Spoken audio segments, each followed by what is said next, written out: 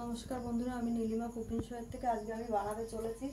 এই যে আমি বাজার থেকে শান্তি শাক কিনে এনে কেটে রেডি করে রেখেছি। শান্তি শাক ভাজবো, আর তার সঙ্গে যে আমি পেঁয়াজ কেটে রেখেছি আর এই কাঁচা লঙ্কা রসুন থেতো করে রেখেছি। আমি কিভাবে বানাচ্ছি আপনারা দেখতে থাকুন, আমার সঙ্গে থাকুন।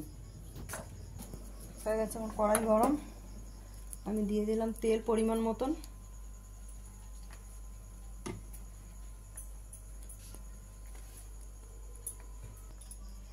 বন্ধুরা আমার তেল গরম হয়ে গেছে, আমি দিয়ে দিলাম রসুন আর কাঁচা লঙ্কাটা থেতো করা।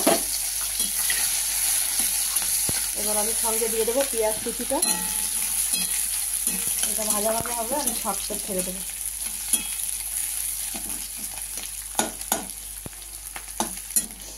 হয়ে গেছে আমার পেঁয়াজ রসুনটা ভাজা, আমি কাঁচা লঙ্কাটা এবার আমি দিয়ে দিচ্ছি শাকটা আস্তে আস্তে করে।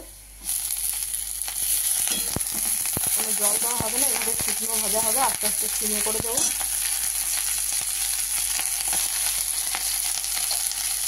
সঙ্গে দিয়ে দেবো নুন আর হলুদ পরিমাণ মতন।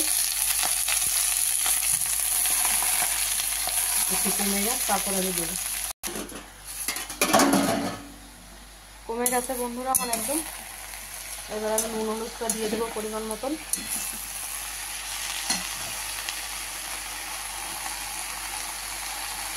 এটাকে শান্তি শাক বলে, সবাই শান্তি শাকই জানে।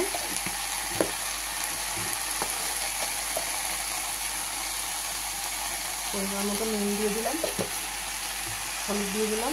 এবার খালি ভাজা ভাজা হবে, আর কিচ্ছু দেওয়া হবে না।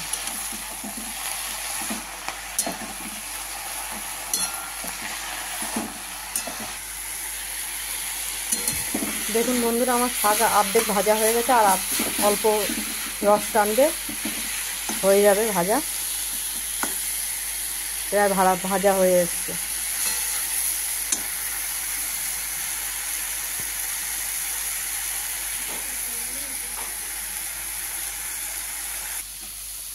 দেখুন বন্ধুরা, আমার শাক ভাজা পুরো রেডি। এবার আমি দিয়ে দিচ্ছি গ্যাস। হয়ে গেছে আমার ভাজা। দেখুন বন্ধুরা, আমার ভাজা পুরো এই যে রেডি করেছি। দেখুন কি সুন্দর লাগছে কালারটা। আপনারাও চাইলে, আপনাদের ভালো লাগলে আপনারাও করে খাবেন বাড়িতে এরকম করে। আর নীলিমা কুকিং শোটিকে আপনাদের ভালো লাগলে আপনারা সাবস্ক্রাইব, লাইক, কমেন্ট, শেয়ার করে দেবেন। আর আপনারা ইউটিউবটা, ফেসবুকের বন্ধুরা আপনাদেরও যদি ভালো লাগে তাহলে আপনারা লাইক, কমেন্ট, শেয়ার করে দেবেন। আর দরকার হলে আপনাদের দেখতে ভালো লাগলে এটাকে সাবস্ক্রাইব করে রাখবেন।